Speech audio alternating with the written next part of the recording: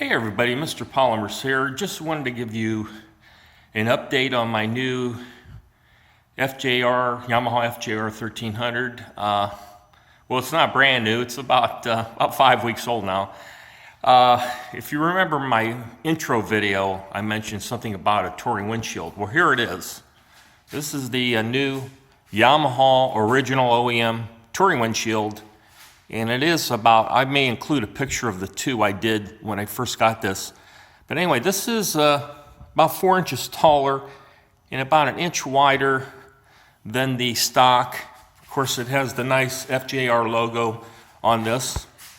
Again, that was the first mod I did on this due to the wind noise in the helmet. What I will do is I'll include a video. I'll try to get out here in the next day or two, include a video and to show you guys the reduced noise in the helmet. What else have I done on this? Well, as I told you guys on my first video, I did not want to do a top box.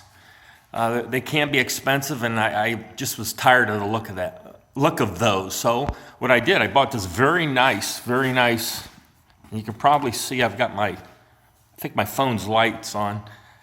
This is a Nelson. Let me go and turn this light off here for a second. You can read it now. It's a Nelson rig soft bag. Got it through eBay through a seller, I believe, out of Washington State or Idaho. But this you can have it where it extends up and gives me about 42 liters of storage, which is pretty phenomenal because even the biggest top boxes top out about 50 liters. It's got two nice storage sides on this. I think one I carry my the rain cover. This has a rain cover. Rain cover's in here. Again, this can easily hold my helmet even when it's not extended. Then I have some various items I can access here quickly. What I did on this, now I don't have it here, but I have if I want to secure, say I'm out riding, I place my helmet in here. I have a little lock I just place on here. That'll secure it. This is also secured down with industrial grade, very heavy gauge zip ties. You're not going to cut these with scissors. You're going to need wire cutters. And I have two to the front. This thing's very secure, by the way. And then underneath is a third one. So even if somebody were to see this and try to cut them, they're not going to take this without getting to that third. It's zip tie. It's not as, believe me, it's not as secure as a top box, but it's going to deter any kind of theft. I would never keep, if I was traveling, I would never keep anything of real value probably overnight in it. But just during the day when I'm with my groups, if I want to place my helmet somewhere, the side bags are just kind of a hassle to get the helmet in there and then close them up. This is just much easier to throw stuff in. So what else have I done? Well, I'm going to go ahead and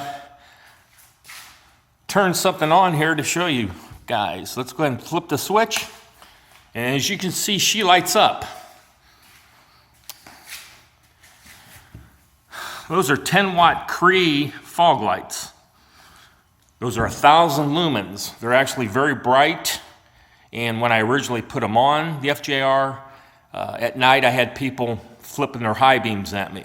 Not the fact I have them raised up. I actually have these aimed below the headlights. Now the headlights on the FJR, by the way, don't come on unless I'm running it. And I'm not obviously running this in the garage. But anyway, I put those on and I put these 500 lumen. These are actually considered fog lights, but they're just kind of not a very expensive LED. They're 500 lumens. They're half the luminosity of the Crees, but they're fairly inexpensive, and I use them simply as side markers. So trust me, this thing glows like a spaceship at night, and again, it's all for visibility. I primarily run these during the day, believe it or not. If I'm in urban traffic, I won't run the Crees. I mean, I don't need to, but if it's a rural area and it's very dark, I'll turn these babies on. So what I did, like I said, originally I just had these directly wired. I placed a lighted switch here. So I can turn them off, on, off, on. I'll leave them on. What's nice with LEDs, the Crees are only 10 watts per light. These are only a few watts of power. So did that. I think everything else I've covered. The only other thing I tell you I'm going to do on this is put frame sliders. They do make some nice frame sliders, which I believe, just trying to remember, they fit in this area here. That light's pretty bright, but anyway, I'm going to put a frame slider in this because my fear is just even dropping this thing, because when you damage this plastic, you know, it could be $1,000 or more.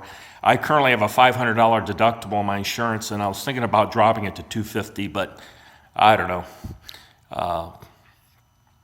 Again, you know, of course, we're all concerned about getting into an accident on any two wheels, but again, just a simple drop of this thing can result in a big money fix. And being plastic, of course, as you guys, many of you watch my channel, I sell plastics for a living, and this type of plastic is called PCABS. That's actually a material we sell. We sell more of that than any other plastic composite. The material itself is not expensive. It's just they're able to get a lot of money out of these fairings and parts. Just like the automotive industry, if you want to know of a true ripoff, trust me, the rule of thumb is whatever the manufactured cost is on a automotive component, they mark it up 7 times.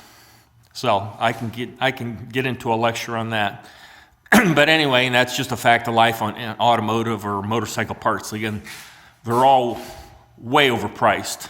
That acrylic windshield, you know, that's for what they charge. And again, that windshield actually was not bad. I paid $110 for it, so I didn't think that was bad at all. But the manufacturing cost is probably $15, $20. So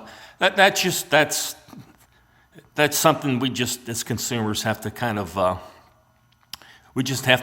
grin and bear it. So I'm going to go ahead and do a writing video of this, and I'll let you hear.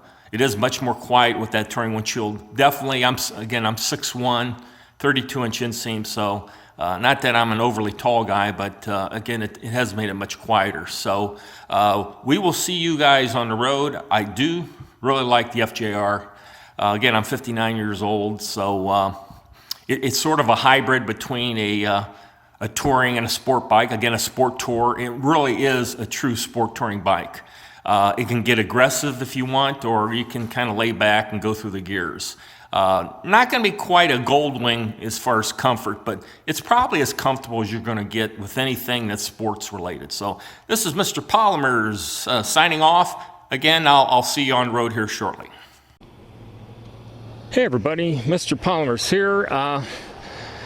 It's Saturday, the next day after I did that YouTube video of the mods on the FJR. We're going to take a little ride. Oh, by the way, I forgot to mention, I don't know if you can see it on my, I'll include a picture on my GoPro.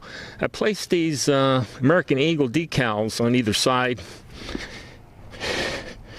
Either side, they're actually reflective. The company out of Michigan, I found them on eBay. The company out of Michigan actually makes decals for emergency vehicles. So when lights hit these at night, they actually reflect back. They're about $10 a piece, so they're very high quality decals. So we're going to go ahead and take a ride. I am beat.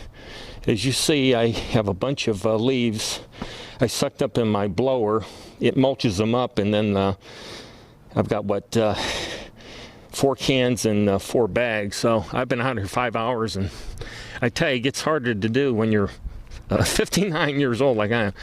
So anyway, and I also cut the grass, so anyway, let's go ahead, let's go for a little ride. I am not wearing, just wearing my Indians sweatshirt. I'm not wearing my protective jacket, so I guess I'm a squid right now. I do obviously have the helmet on, but I'm just too tired to put. We're not going to go that far, by the way. I'm just too tired to put the jacket on. It is pretty cool out. It's if I didn't mention, it's 48 degrees out, so it's normal Ohio, northeastern Ohio weather. So let's go ahead and get on here. Again, the GoPro should be on.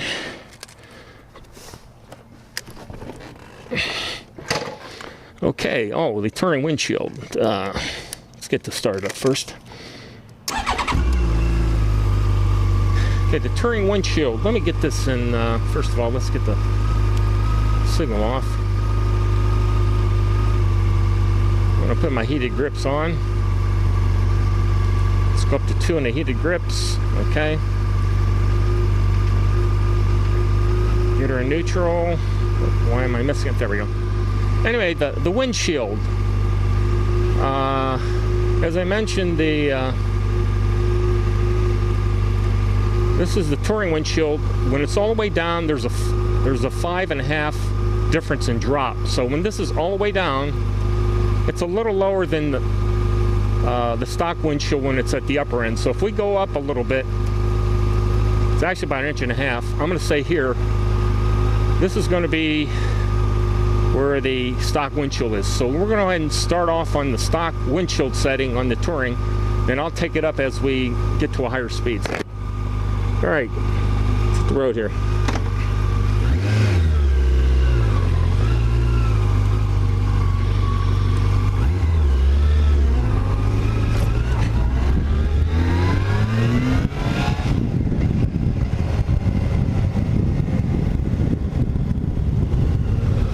I had to keep up with my neighbors picking up the leaves.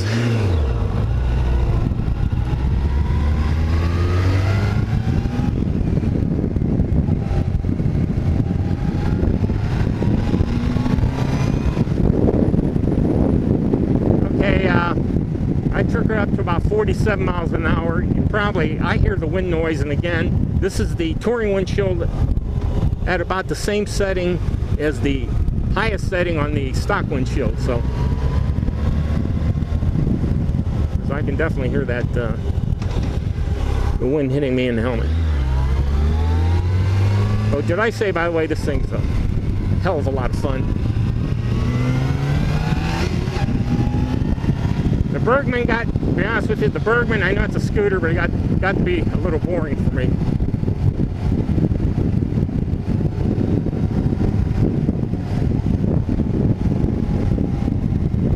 To have a nice weekend, but I think temperature is going to be in that 50-degree range here, but I can't complain. It is November 12th, and this is Mr. Polymer's and my wife's 33rd anniversary, by the way. November 12th, 1983. We were married. It was a snowy November night. I remember my brother-in-law took my hubcaps off. I had a 1983 Cavalier station wagon. Yeah, I was just in sales. I wasn't in plastics at that time, and I had a bunch of samples in the car. And my wife and I spent the night in Cleveland. In fact, a little bit of history, or a little I don't want to say trivia, but I guess it would be trivia. The night my wife and I stayed in Cleveland, they were shooting the movie Christmas Story. You know, the infamous Christmas Story of Durham McGavin. And anyway, they had downtown Cleveland all dolled up for the movie. And my wife and I had no idea they were shooting the movie. So that's a little trivia on Mr. Polymer's anniversary. So, hard to believe. Hard to believe it's been 33 years. A great 33 years. Wonderful wife. Wonderful mother. So here we go, folks. Let's go ahead and get this going.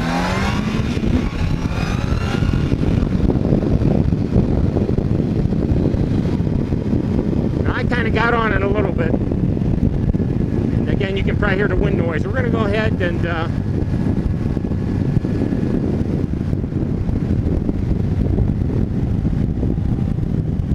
going to wind her out here. We're going to